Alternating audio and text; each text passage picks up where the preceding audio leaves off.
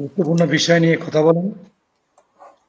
আপনাকে হাসিনা আপাকে ধন্যবাদ জানাচ্ছি এবং ধন্যবাদ জানাচ্ছি দুইজন আলোচক আছেন যারা আমার চেয়ে সিনিয়র এবং রাজনীতিতেও অনেক বিষয় বিশ্লেষণ করেন।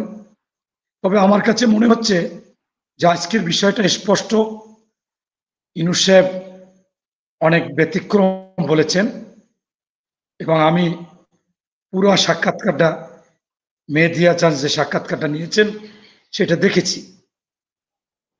এখন উনি আগেও যেভাবে কথা বলেছিলেন সেইভাবে আজকের কথা হয়নি।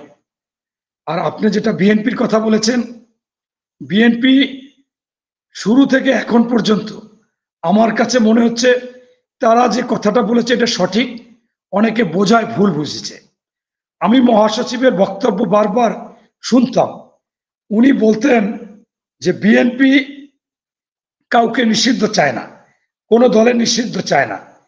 বিএনপি চায় গণহত্যার বিচার হবে আওয়ামী লীগের।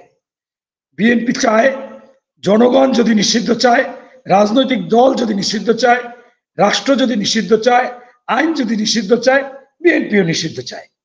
এটা হচ্ছে যে বিএনপিকে যাতে না বলা হয় বিএনপি সরকারেও না, তারা নিষিদ্ধ করেছে, তাদের চাপে নিষিদ্ধ করেছে, এই কথাটা যেন কখনো বলা হয় না। কারণ বাংলাদেশে যে যাই বলুক গণতান্ত্রিক দল হচ্ছে বিএনপি এবং এই গণতন্ত্র বহুদলীয় গণতন্ত্র ফিরিয়ে আনছেন বাংলাদেশের স্বাধীনতার ঘোষক বিএনপির প্রতিষ্ঠাতা প্রেসিডেন্ট জিয়াউর রহমান। তাই এইটা আমরা সবসময় বলি। জাতীয় পার্টির ক্ষেত্রেও কিন্তু আমরা সেইটাই বলেছি যে আমরা কাউকে নিষিদ্ধ চাই না। যদি মনে করে যে গণহত্যার সাথে তারা জড়িত তাহলে তাদের বিচার হবে। আর একটা দলের বিচার মানি হচ্ছে কি একটা দলকে নিষিদ্ধ করা। আজকে ডক্টর ইউনূস সাহেব যে কথা বলেছেন সেই কথায় কিন্তু উনি বলেছেন যে এই দলকে নিষিদ্ধ করা হয় নাই, দলের কার্যক্রম নিষিদ্ধ করা হয়েছে। আমি আবারও বলি, দলকে নিষিদ্ধ করা হয়নি, দলের কার্যক্রমকে নিষিদ্ধ করা হয়েছে। দলের কার্যক্রম নিষিদ্ধ, নিবন্ধনও বাতিল হয়নি, নিবন্ধনও নিষিদ্ধ হয়নি। এখন তখন উনি বলছে যে তাহলে কি নির্বাচন করতে পারবে, বলছে না, তারা যদি কার্যক্রম না করতে পারে তা নির্বাচন করবে কেমনে, সেজন্য তারা নির্বাচনও করতে পারবে না। তারপরে বলছে যে আপনি কি তাইলে এই স্থগিত আদেশ আপনি কি উইথড্র করতে পারবেন, বলছে সেটা আমি করব কেন, এটা নির্বাচন কমিশনের ব্যাপার। নির্বাচন কমিশন কি করবে, তারা যদি মনে করে এটা উইথড্র করবে, উইথড্র করতে পারে। আমি তো এটা এই করিনি। এখন আমি যেটা বলতে চাচ্ছি যে সবকিছুরই একটা সীমা লঙ্ঘনকারীকে কেউ ক্ষমা করতে চায় না, আল্লাহ করে না। এই আওয়ামী লীগের শেখ হাসিনা বা তার সাথে অনেকেই যে অন্যায়গুলো করেছে এটা দেশের সাথে করেছে। এটা আপনি ব্যক্তি দল বললেও ভুল হবে, কারণ দেশের স্বায়ত্তশাসিত প্রতিষ্ঠানগুলোকে ধ্বংস করে দিয়েছে, বিচার বিভাগকে ধ্বংস করে দিয়েছে, এরপরে নির্বাচন ব্যবস্থাকে ধ্বংস করে দিয়েছে, এই দুদককে ধ্বংস করে দিয়েছে। আপনার সুশাসন, সুনীতি, সুবিচার নাই, দুর্নীতি একেবারে নির্লজ্জভাবে করতেছে, যেটা এখনো চলতেছে। এখন সেইটা উনি কিন্তু এই রাষ্ট্রের সাথে অবিচার, অন্যায়, রাষ্ট্র কাঠামোকে ধ্বংস করেছে। সেই জন্য এটা তার বিচার হওয়া উচিত। আর সেই জন্য যদি দলের বিচার হয় তাহলে দল নিষিদ্ধ হবে।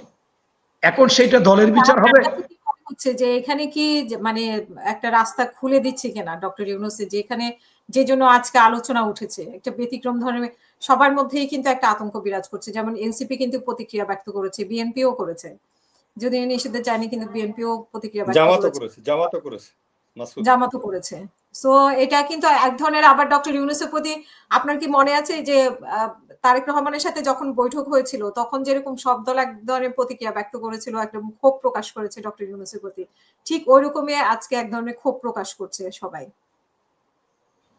আচ্ছা, আমি আপনাকে প্রশ্ন করি, তারেক রহমান থাকে লন্ডনে, যে কোনো কারণে উনি আসেননি, উনি রাজনৈতিক ব্যক্তিত্ব, এই 16-17 বছর বিএনপির কর্ণধার, উনার সাথে যদি লন্ডনে আলাপ করে থাকে সেটা কেন খুব বাঁকা চোখে জামাত নিল? এখন আপনি হয়তো বিশ্বাস করবেন না, আমার গলা বসে গেছে। আমি আজকে পূজা মণ্ডপে গেছি 6টায়, এখন লাস্টেও আমি একটা পূজা মণ্ডপে গিয়েছি, এখানে জামাতের প্রার্থী হয়ে গেছে।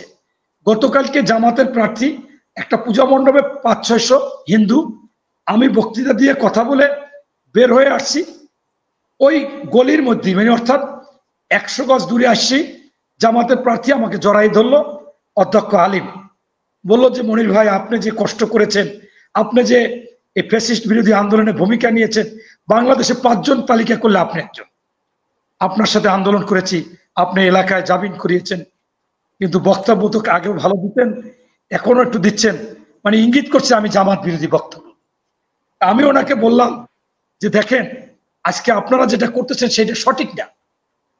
আপনাদের নায়েবে আমির আব্দুল্লাহ তাহের সাহেব আমেরিকায় বক্তব্য দিতেছে যে দেশ স্বাধীন করেছে, মানচিত্র আনছে, স্বাধীনতা আনছে, উনি তো ওনার কথা বলেনি। আমি বললাম, উনি বলছে আমরা। আমরা মানে কি? প্রথমে আমি মুখ্য, তারপর কেউ থাকতে পারে, নাও থাকতে পারে, মনে মনে সে হয়তো বা এটা সাপোর্টও করে না, তা আমরা আনছি এটা বলতে পারে উনি? এটা এই জন্যই আমি সত্য কথা বললি আপনারা এখন আমার উপর রাগ হচ্ছেন, আমার বক্তব্য কাট করতেছেন, কাট করে সেটাকে এডিট করে আমাকে ছোট করতেছেন। আমি তো একটাও মিথ্যা কথা বলি না। আপনাদের সাথে বসলে, আমি সেদিন বসছি আপনাদের সুরা সদস্য কেন্দ্রীয় একজন অ্যাডভোকেট নাম বললাম, যে তাদের সাথে মোড়লগঞ্জ শরণখোলাদের সাথে বসছি, একটার উত্তর দিতে পারেন। এখন আমি আপনাকে যেটা বলতে চাচ্ছি, আজকে এই আওয়ামী লীগ বা এই ইউনূস সাহেব, আমার তো মনে হচ্ছে জামাতের জন্য এই কথাগুলো বলতে পারতেছে। আজকে দেখেন মাইকিং করে আওয়ামী লীগের লোকজনকে নিচ্ছে এলাকায়, মন্দিরে গিয়ে, আমি আজকে মন্দিরে বক্তব্য দিয়ে আসছি যে আমি মুনাফিকি কথা বলতে পারবো না, মিথ্যা কথা বলতে পারবো না। আমি আপনাদেরকে স্পষ্টভাবে বলতে চাচ্ছি, আমি একজন সাচ্চা মুসলমান। আমি বলবো, ধর্ম যার যার, উৎসব তার তার, কিন্তু নিরাপত্তা, মানবিকতা, সামাজিকতা এবং রাষ্ট্রীয় অধিকার সবার।